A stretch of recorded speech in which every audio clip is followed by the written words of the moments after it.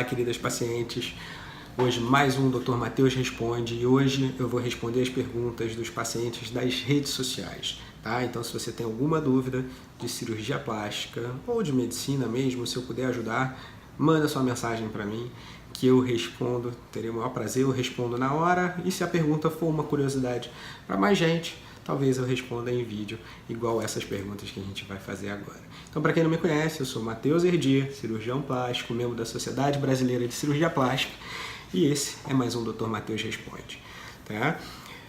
A primeira pergunta vem da Nilda, um paciente que fez lá no Facebook, perguntando por que o cirurgião plástico gosta das próteses de mama, o famoso silicone, com a forma redonda. Bom, a paciente, quando vai fazer a cirurgia de mama estética para aumentar a mama, normalmente ela vem, o primeiro pedido dela é deixar o decote bonito. E a prótese redonda, ela consegue, por ela ser igual em todas as direções dela, ela consegue dar o volume na parte superior, então deixar o decote mais bonito e o polo superior mais marcado, diferente da prótese de perfil natural, que é aquela forma de gota. Então aqui a gente tem a próteses redondas, ela tem essa parte mais redondinha da parte superior, aonde você tem o colo mais marcado.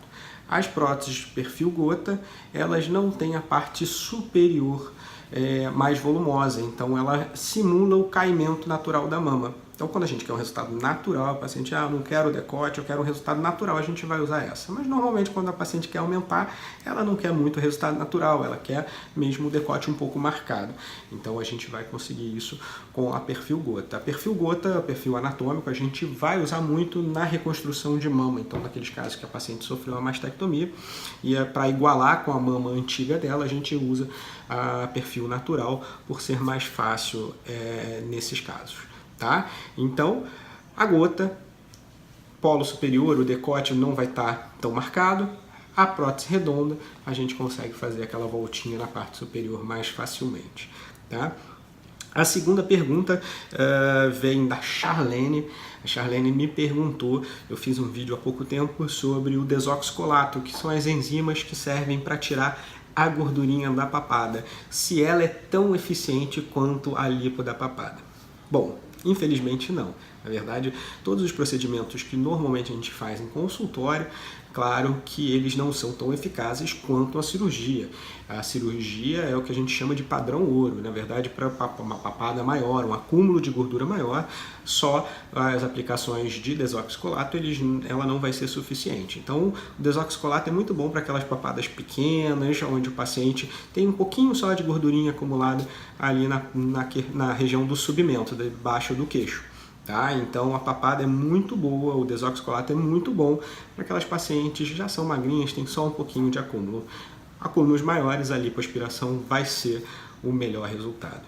Tá? E também sobre esse mesmo vídeo, me foi perguntado para paciente que tem vitiligo, se ela pode fazer. O paciente que tem vitiligo pode ser feito, não tem problema. A única coisa que a gente não deve é se o vitiligo for ativo na área aonde a gente for fazer as aplicações. Então, se tiver vitiligo ativo na papada, não deve fazer, porque ele pode reativar esse vitiligo e ele aumentar. Então, mas paciente tem, por exemplo, nas mãos, não tem problema nenhum a gente fazer nessa região. Rodrigo, amigo meu, perguntou sobre a questão do levantamento de supercílio e das pálpebras. Bom, existem alguns tipos de tratamento, Rodrigo, para esse tipo de problema. Tá? Normalmente vão de procedimentos menos invasivos até a cirurgia propriamente dita. Tá? A cirurgia a gente faz com incisões na testa, coloca uma câmerazinha para poder então levantar o supercílio. E aí a gente solta ele por baixo e fixa. É uma cirurgia que a gente faz com pequenos cortes, 3 cortezinhos no couro cabeludo de em torno de 1 centímetro. Menos invasivo, a gente tem o Botox, a toxina botulínica, na qual a gente consegue levantar principalmente o canto externo do olho, do supercílio, dando a impressão que o supercílio está mais elevado. E o terceiro é o fio de sustentação, que se passa na sobrancelha também para fazer o efeito do Botox por um tempo um pouco maior. Tá? Então o fio na sobrancelha, diferente do rosto, ele dura um pouco menos, porque o músculo da testa é um músculo mais forte. Mas se a paciente fizer a manutenção com Botox, a gente consegue então prolongar a questão desse tratamento com fio. E o último, vão me perdoar, eu não sei aonde essa paciente perguntou, eu tentei procurar depois essas perguntas, acabei não achando. A paciente pediu para eu falar um pouco das anestesias na cirurgia plástica.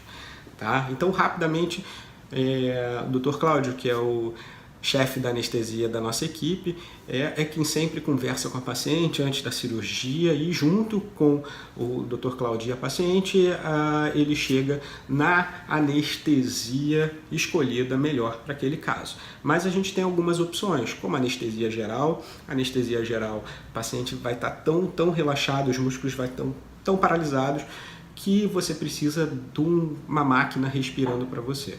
Tá? Então é um ventilador mecânico. Então essa é a anestesia geral. Normalmente não é a primeira opção para algumas cirurgias, normalmente pode ser para outras, mas essa escolha é do anestesista. A gente também faz com anestesia local e sedação, onde a paciente vai estar com um sono leve, e a gente faz anestesia local, coloca o anestésico direto. Tá? E a gente faz com alguns bloqueios, tipo RAC e peridural também, que bloqueiam segmentos do corpo, ou só a parte de baixo do abdômen, ou o tórax quando faz a peridural, e aí você tira a sensibilidade e a paciente só tem uma sedação leve. Ela vai estar dormindo, ela não vai estar acordada durante a cirurgia em nenhuma delas, mas depois a paciente não precisa, nem com anestesia local e nem com os bloqueios, com a RAC ou com a peridural, você não precisa da máquina estar respirando para você. E quando acaba a cirurgia, você ainda tem um efeito dessas anestesias locais, então a paciente normalmente acorda mais tranquila, porque ela não vai estar sentindo dor naquele local. Espero ter respondido. Então, se você tiver sua dúvida, manda, que no próximo o Dr. Matheus responde. Quem sabe eu estou respondendo essas dúvidas. Viu? Grande abraço a todos.